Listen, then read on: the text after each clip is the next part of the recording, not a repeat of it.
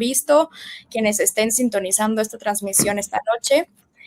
Fíjense que ayer detuvieron a un funcionario de la Suprema Corte de Justicia de la Nación, muy cercano a Norma Piña, muy cercano a varios personajes cuestionables, varios personajes que nos han brindado dolores de cabeza, como por ejemplo García Luna en su momento, también fue muy cercano a él.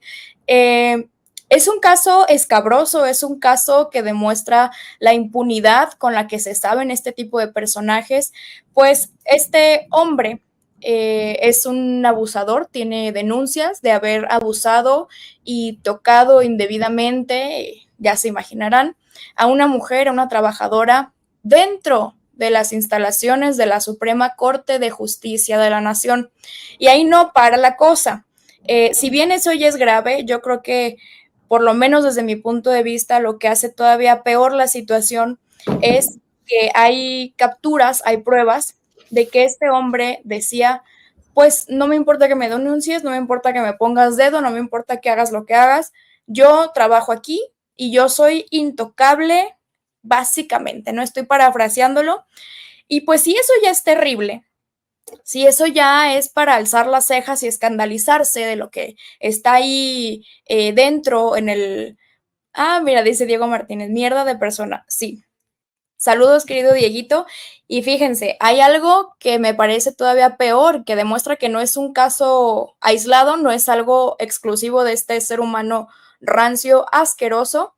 Hay ahí el run run, el chisme, nos adelantan algunos medios que hay 2 expedientes que tienen por ahí preparados para ir tras un ministro de la Suprema Corte por la misma fechoría, pero en su caso existen 2 expedientes que lo, vamos a decir, lo inculpan. Se trata del ministro Alberto Pérez Dayán.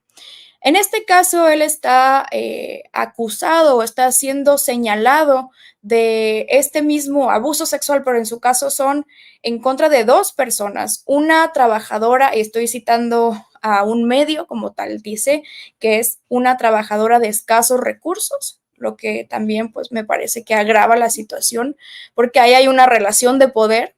Hay una relación pues muy vertical en este sentido de incluso amenazar de no me denuncies o te quedas sin chamba o me necesitas hasta para sostener a tu familia.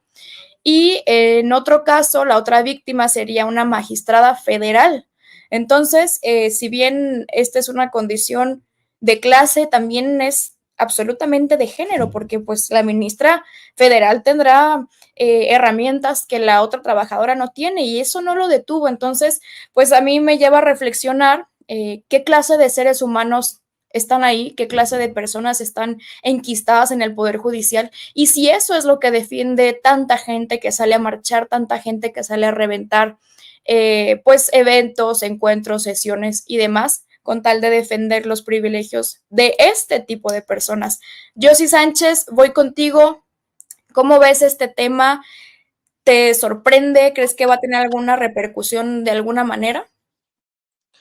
Híjole, pues de verdad que como cualquier caso que vemos de estos es muy lamentable que esta trabajadora haya tenido que pasar por esa situación y las otras 2 que también tú ya mencionas y sin lugar a duda, lastimosamente un puñado más, ¿no? Que han de haber pasado por esa situación y no haberse atrevido o si se atrevieron a haberlas silenciado, ¿no? En ese tipo de casos. Es un claro ejemplo de la impunidad que se vive dentro del Poder Judicial. Por ahí si me equivoco me corrigen, pero yo leí de recién que empezó el tema de la reforma, cuando hablaban sobre el tema del Consejo de la Judicatura, decían que había cerca de 20 denuncias más o menos en 20 años contra altos funcionarios del Poder Judicial y ninguno de ellos había pisado la cárcel, denuncias de cualquier naturaleza y de estas incluidas, ¿no? Y yo quisiera poner sobre la mesa la posibilidad que sería un logro de este proceso que estamos viviendo con esta reforma, que quizás el que esté habiendo estas denuncias, que estas mujeres se estén atreviendo a denunciar, es porque ya sienten que ya puede haber repercusiones. Yo me imagino que aparte de lo que tú dices, Meli, de los amagues, de las amenazas, del te voy a correr, de te voy a hundir y tú no me puedes tocar, pues también a lo mejor que hubiera un, pues para qué lo hago si no va a haber consecuencias y al contrario, no me va a ir peor.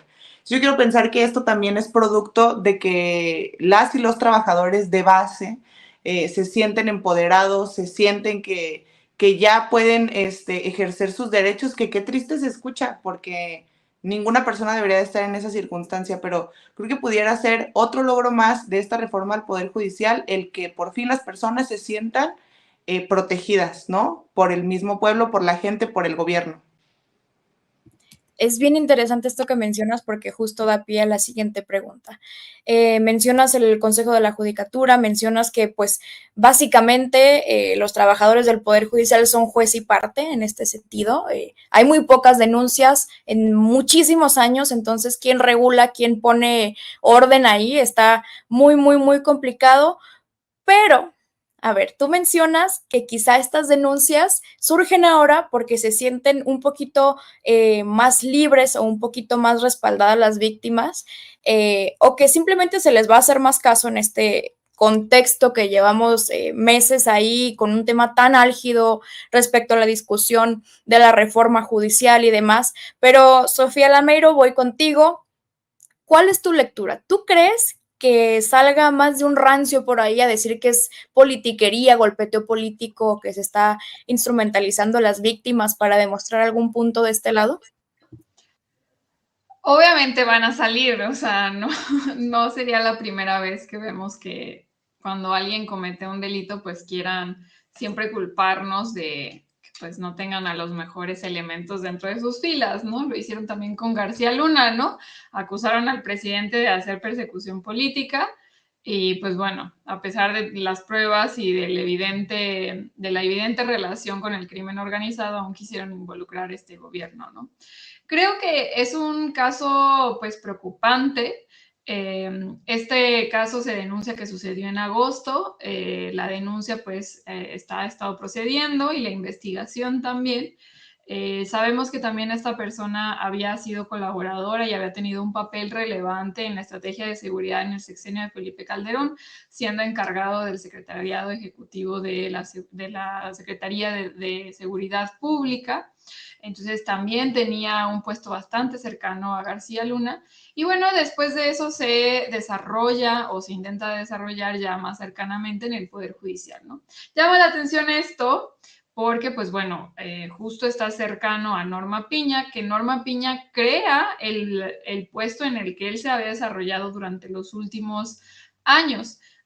Creo que a todo este caso me parece lamentable. Hay que solidarizarnos con las víctimas de este tipo de abusos, especialmente para esta mujer que al parecer tenía un embarazo. Obviamente el momento fue súper traumático. Y no me puedo imaginar lo que pudo haber vivido y sentido en ese momento, ¿no? Creo que es un momento importante porque el contexto nacional tiene al poder judicial en la mira, ¿no? Y creo que ahora realmente vamos a ver y se va a poner a prueba ahora sí al Poder Judicial y cómo logran procesar todo esto, ¿no? También vamos a ver a las fiscalías. Afortunadamente, la Fiscalía de la Ciudad de México lleva varios años demostrando pues una eficiencia mucho más avanzada que el resto de las fiscalías de los estados en el resto del país. Pero de todas formas creo que va a poner a prueba ahora sí que las capacidades y el funcionar del Poder Judicial, ¿no? Espero yo, y creo que pues va a ser lo más obvio, que esta persona no va a recibir por el momento en el que estamos viviendo, por el contexto y por las circunstancias, no va a recibir un apoyo o una defensa o una protección por parte del Poder Judicial porque pues lo pondría a todos en el ojo del huracán. Pero pues bueno, eso es positivo para las víctimas porque pues van a recibir justicia, que creo que al final del día lo importante es que hablemos de la justicia que se merecen las víctimas y que también pues creo que deben de, pues estas instituciones que se supone que deben de procurar que pues no existan injusticias y sobre todo que no existan agravios en, por ejemplo, el Poder Judicial, pues ahora sí que funcionen de la manera que lo deben de hacer, ¿no? Entonces va a ser interesante. Creo que esto va a ser realmente una prueba para el Poder Judicial y para ver pues qué tanto les importa o no les importa la opinión pública, pero sobre todo va a hacer justicia, ¿no? Coincido contigo, sobre todo en esto último que mencionas.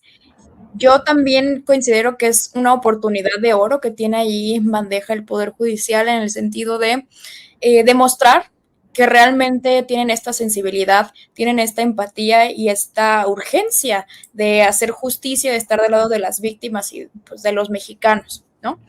Va a ser interesante cómo se aborde este tema, principalmente por el contexto en el que nos encontramos. Yo no sé si estén a la altura de las circunstancias, no sé si se va a abordar esto con perspectiva de género o si se va a dar acompañamiento a las víctimas o si se va a tener pues esta estatura, vamos a decirlo. Eso te lo voy a preguntar a ti, Elvia, y también te voy a preguntar si tú crees casualidad la cercanía que vemos entre todos estos personajes deleznables que van surgiendo, ¿no? Ay, resulta que fulano que está detenido era colaborador cercano de García Luna o de Calderón o que también colaboró con Peña Nieto. O si esto realmente nos deja ver a todas luces que se acaba de destapar la cloaca que existía también en el Poder Judicial, que tanto tiempo fue innombrable e intocable. Claro, sí, no, a ver, yo creo que en este momento está cayendo uno más de la banda de los secuaces del ahora sentenciado Genaro García Luna.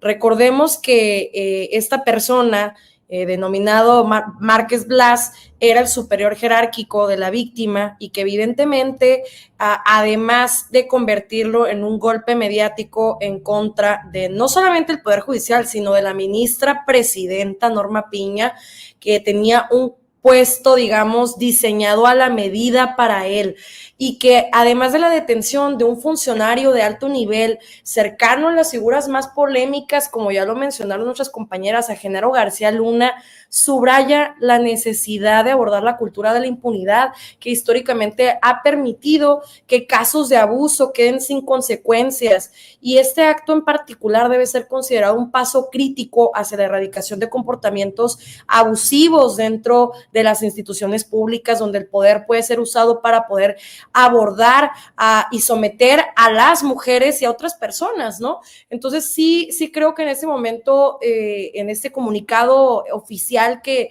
emitió la Suprema Corte de Justicia, ya lo estaban investigando y que además dicen que protegían los derechos de las mujeres y la erradicación de la violencia iba a ser el primer eje de su digamos, de su política. Pues creo que en este momento es esencial crear un espacio seguro en el que las víctimas puedan hablar sin miedo, sin represalias, y este caso puede servir como un ejemplo para que otras posibles víctimas se sientan empoderadas y dar un paso hacia adelante. Ya lo dijeron aquí nuestras compañeras, esto los hace sentir más seguras, efectos de poder alzar la voz, de utilizar, pues, alzar la mano, porque ya nos sentimos acompañadas, no estamos solas en esto, ni estamos solos, y creo que esto también es un recordatorio contundente de la importancia de la rendición de cuentas, de la protección de los derechos de las víctimas en cualquier ámbito laboral de cualquier institución pública, y sobre todo en instituciones de impartición de justicia, que ningún abusador, ningún violentador de mujeres debe tener cabida dentro de nuestros puestos públicos.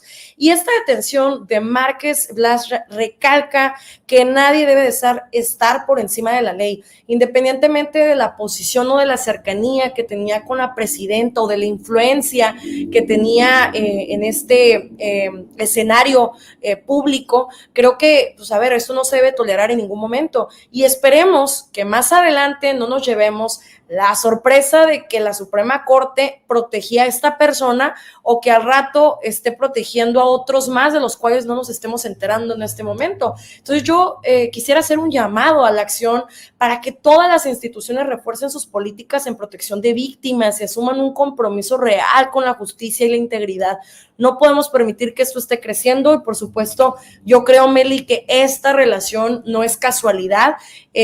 No quisiera obviamente adelantarme antes de que las instancias correspondientes dictaminen y lleguen a una conclusión de esta situación, pero si es así, qué lástima y qué triste, porque ya se venía anticipando, y esto va a ser un claro ejemplo de que en el Poder Judicial sigue existiendo impunidad, y que ya con esta reforma que se autorizó recientemente por la Cámara de los Diputados y de los Senadores, y que fue impulsada por el presidente Andrés Manuel y la presidenta Claudia Sheinbaum Pardo, viene a reestructurar y a transformar todos los sentidos de la vida pública, no solamente en el Poder Ejecutivo ni en el Poder Legislativo, sino en el Poder Judicial, que claro que sí se toca.